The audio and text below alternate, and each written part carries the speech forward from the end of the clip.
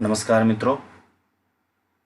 स्वामी रामानंद तीर्थ मराठवाड़ा विश्वविद्यालय नांदेड़ एवं तोष्णीवाल कला वाणिज्य एवं विज्ञान महाविद्यालय शेनगांव के संयुक्त तत्वावधान में आयोजित 6 दिवसीय संकाय विकास कार्यक्रम हेतु प्रस्तुत असगर वजाहत का परिचय इस छोटे से वीडियो को प्रस्तुत करने वाला मैं प्राध्यापक भूरे धोंडीबा रामराव, सहायक प्राध्यापक हिंदी विभाग, महात्मा बसवेश्वर महाविद्यालय लातूर आपका स्वागत करता हूं। असगर वजाहत हिंदी साहित्य के बड़े नामचीन रचनाकार है। उन्होंने अपने कलम के माध्यम से हिंदी साहित्य के विभिन्न विधाओं को बहुत ही समृद्ध किया, जिसमें कहानी, उपन्यास, नाटक, आलोचना, यात्रा वृत्तांत, पटकथाएं जैसी अलग विधाएं हैं। और आज भारतवर्ष के कई विश्वविद्यालयों के पाठ्यक्रमों में असगर जी की कई सारी रचनाएं पाठ्यक्रम में दर्ज हैं।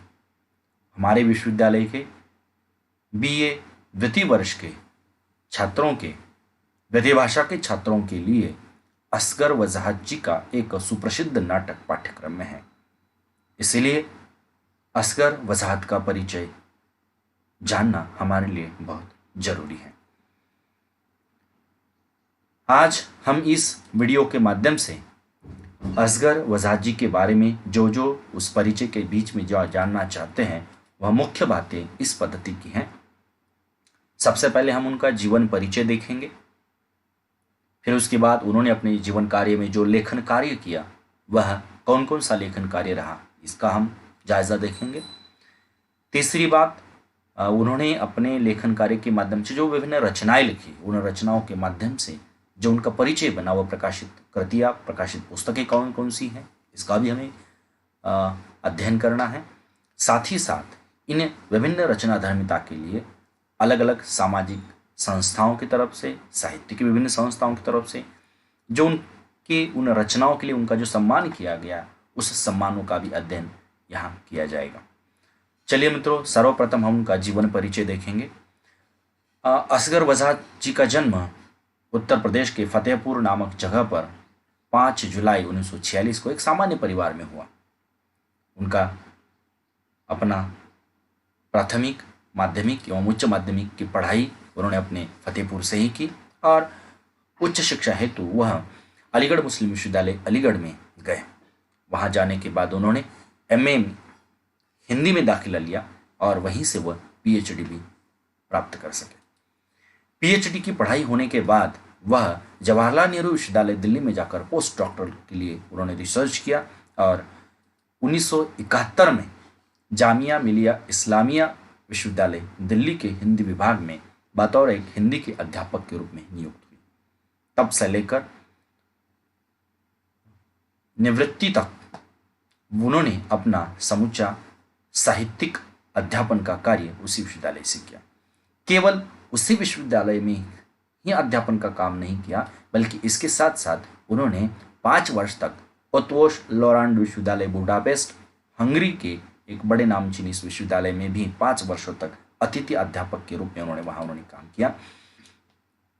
यूरोप और अमेरिका के कई विश्वविद्यालयों में उन्होंने अलग अलग विषयों पर, चाहे वो भारतीय भाषा की बात हो, भारतीय साहित्य की बात हो, भारतीय संस्कृति की बात हो, ऐसे अलग अलग विषयों पर दुनिया भर के विश्वविद्यालयों में अलग अलग व्याख्यान दिए। इसके बाद उनका जो महत्वपूर्ण हिस्सा है लेखन कार्य का, चूंकि वह एक रचनाकार के रूप में अपना उन्होंने जीवन जिया, तो उन्होंने जो विभिन्न रचनाएं लिखी वह कौन कौन सी है या किस किस विधाओं में उन्होंने अध्ययन किया, इसका थोड़ा सामान्य परिचय देखेंगे। खास कर असगर जी बहुमुखी प्रतिभा के धनी हैं, इसीलिए उन्होंने केवल एक किसी विधा में अपना अध्ययन का कार्य नहीं किया, अपना लेखन का कार्य नहीं किया। उन्होंने कहानी, उपन्यास, नाटक, यात्रा वृत्तांत, आलोचना, पटकथा, फिर उसके बाद ऐसी यात्रा वृत्तांत या फिर निबंध जैसी अलग अलग विधाओं में भी अपना लेखन कार्य पूरा किया है। आइए हम एक एक कर उनकी उस प्रकाशित होने वाली रचनाओं का हम अध्ययन करेंगे। सबसे पहले मैं असगर वजाहत जी के की तरफ देखते समय एक बतौर एक रचनाकार के रूप में उनका जो सबसे बड़ा पहला परिचय आता है वो एक कहानीकार के रूप में, क्योंकि उन्होंने बहुत साजिदगी के साथ कहानियाँ लिखी। उनकी जो समूची कहानियाँ हैं वह इस प्रकार हैं, उनकी कहानियों के संग्रह इस प्रकार हैं। उनका जो पहला कहानी संग्रह प्रकाशित होता है 1977 में अंधेरे से, और उसी समय वह हिंदी कहानी के क्षेत्र में अपना दाखिला देते हैं।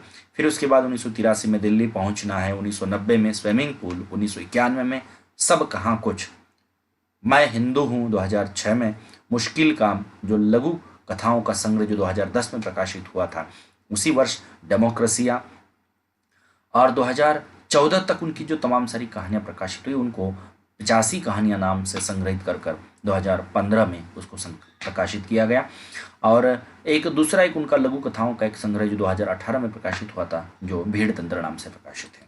कहानी संग्रह के बाद उनकी जो दूसरी छवि हमारे सामने उपस्थित होती है वह एक उपन्यासकार के रूप में। उपन्यासकार के रूप में भी एक बहुत सफल रचनाकार के रूप में हम उनका नाम ले सकते हैं।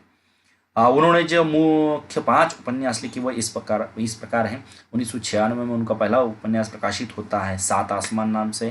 फिर दूसरा उनका उपन्यास प्रकाशित होता है पहर दो पहर। एक उपन्यासकार के रूप में जो उनकी बड़ी प्रसिद्धि हुई वह 2006 में प्रकाशित कैसी आगी लगाई जैसे उपन्यास से, जो एक बड़ी महत्वपूर्ण रचना मानी जाती है हिंदी साहित्य की उपन्यास जगत में। 2011 में बरखा रचा और 2014 में धरा अंकुराई जैसे इन्होंने उपन्यास लिखकर उपन्यास के क्षेत्र में भी अपना एक अच्छा खासा नाम बनाया। इसके बाद एक नाटककार के रूप में उनका परिचय हमें देखना आवश्यक है। फिरंगी लौट आए उनका यह पहला नाटक प्रकाशित होता है।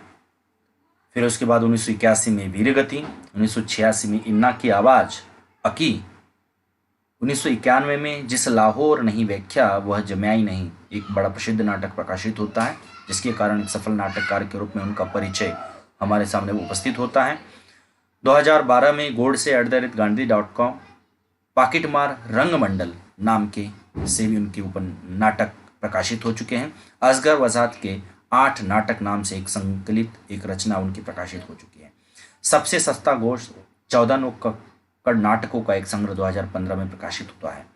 आलोचना के क्षेत्र में उन्होंने एक रचना लिखी है, हिंदी उर्दू की प्रगतिशील कविता 1950 प्रकाशित होने वाली रचना आलोचना की एक सफल रचना मानी जाती है। असगर वजात जी एक सफल नाटककार, कहानीकार, उपन्यासकार तो थे ही, लेकिन साथ ही एक सफल यात्रा वृत्तांतकार भी रहे हैं, क्योंकि उनकी घुमक्कड़ी वृत्ति, यायावर वृत्ति, हमेशा घूमने की इच्छाओं से उन्होंने जो अनुभव प्राप्त किए या अलग अलग संस्कृति, भाषा, साहित्य, देश, खेत खलियान, पर्यावरण, सबका जो अध्ययन किया, उससे उन्होंने कुछ यात्रा वृत्तांत के माध्यम से उसको जीवित करने का प्रयास किया। ऐसे में 2008 में उनकी जो पहली रचना आती है चलते तो अच्छा था। 2011 में जब पाकिस्तान में गए थे तो पाकिस्तान जाने के बाद वहाँ की आबो हवा से परिचित होने के बाद पाकिस्तान का मतलब क्या जैसी एक बड़ी प्रसिद्ध रचना लिखी। 2012 में रास्ते की तलाश में और 2017 में 2 कदम पीछे भी इस तरह की रचना भी लिखी। कहानी, उपन्यास, नाटक, यात्रा वृत्तांत, आलोचना जैसी सृजनात्मक लेखन के साथ साथ उन्होंने कुछ कथितर गद्य की विधाओं में भी अपना लोहा दिखाया, जिसमें वह चूँकि धारावाहिक का भी काम करते थे, पटकथाएं लिखा करते थे, इसलिए उस तरह की भी कुछ रचनाएं उन्होंने लिखी है। 1990 में बूंद बूंद नामक धारावाहिक एक रचना प्रकाशित हुई। 2015 में बाकरगंज के सैयद, सफाई गंदा काम है, एक निबंध का संग्रह भी आता है उसी वर्ष में, ताकि देश में नमक रहे। और पटकथा लेखन के लिए एक व्यावहारिक निर्देशिका के रूप में एक सैद्धांतिकी की पद्धति की एक किताब भी उन्होंने लिखी, व्यावहारिक निर्देशिका पटकथा लेखन नाम से। इसके बाद उनका जो साहित्यिक अवदान हमारे भारत वर्ष के लिए रहा, इसके लिए उनको तमाम सारे सम्मानों से नवाजा गया। उस सम्मानों का एक सामान्य से हम परिचय देखें। उनको जो पहला सम्मान मिला 2009-10 का हिंदी अकादमी का एक बड़ा श्रेष्ठ नाटक के रूप में एक सम्मान दिया जाता है, श्रेष्ठ नाटककार के रूप में, जो उनको मिला है नाटक के क्षेत्र के लिए। 2012 में आचार्य निरंजन नाथ सम्मान से उनको सम्मानित किया गया। संगीत नाटक अकादमी का भी सम्मान 2014 में उनको मिल चुका है, और हिंदी अकादमी का ही सर्वोच्च शला का सम्मान 2016 में देकर उनको सम्मानित किया गया। ऐसे व्यक्ति का जो हमने साहित्यिक जो परिचय देखा, चाहे वो कहानी हो, उपन्यास हो, नाटक हो, एक या फिर अलग अलग विधाएं हों, उन सारी रचनाओं को पढ़ने के बाद कुछ उनकी साहित्य के संदर्भ की कुछ विशेषताएं हमारे सामने उपस्थित होती है। उसका हम थोड़ा सा संक्षेप में परिचय देखें कि जब हम उनकी कहानियों को, उपन्यास की पात्रों को या फिर नाटकों को पढ़ते हैं तो अक्सर हमें एक बात समझ में आती है कि उनकी रचनाओं में समाज का जो यथार्थ चित्रण दिखाई देता है वह बड़ी सटीक पद्धति से वो दिखाते हैं, जिसके कारण उसकी रचनाओं के पात्रों के प्रति हमारे मन में बड़ी संवेदनशीलता निर्माण होती है। वो अपनी रचनाओं में एक सामान्य मजदूर के शोषण को या आम जनता के शोषण को मुखरित करने वाले पात्रों की या घटनाओं का निर्माण करते हुए दिखाई देते हैं। जब इस तरह की घटना दिखाते तो उस क्रम में वह शोषक वर्ग के अत्याचारों के प्रति भी कई सारी बातें सजीव पद्धति से निर्माण कर हमारे सम्मुख रखते हैं। उनके रचनाओं में जो पात्र आते हैं वो निम्न मध्य वर्ग के पात्र आते हैं और उन पात्रों के प्रति जो उनकी संवेदनशीलता है वह बड़ी हमारे लिए यादगार सी लगती है जब भी हम उनकी रचनाओं को पढ़ते हैं। साहित्यिक विशेषताओं के बाद उनके भाषागत विशेषता की हम थोड़ी सी चर्चा करें। भाषागत विशेषताओं में उनकी जो पहली विशेषता हमारे सामने उपस्थित होती है कि भाषा में बड़ा गांभीर्य वो निर्माण करते हैं और सबल भावाभिव्यक्ति का निर्माण वो अपनी भाषा के माध्यम से करते हैं। दूसरी उनकी महत्वपूर्ण विशेषता ये रही है कि वह अपनी रचनाओं में अक्सर अलग अलग मुहावरों का और अलग अलग तद्भव शब्दों का प्रयोग कर कर ऐसे पाठकों को दर्शाते हैं कि वह रचना में आने वाली जो घटनाएं हैं वह मेरे आसपास की कही की हैं। इसीलिए उनकी रचनाओं से पाठक बड़ा प्रभावित होते हैं। इसी क्रम में उनकी भाषा में सरलता, सहजता जैसे गुण उनकी भाषा में दिखाई देते हैं। साथ ही साथ उन भाषा में लाक्षणिकता और व्यंग्यात्मकता जैसे तत्वों का विपुट आपको भरा हुआ दिखाई देता है।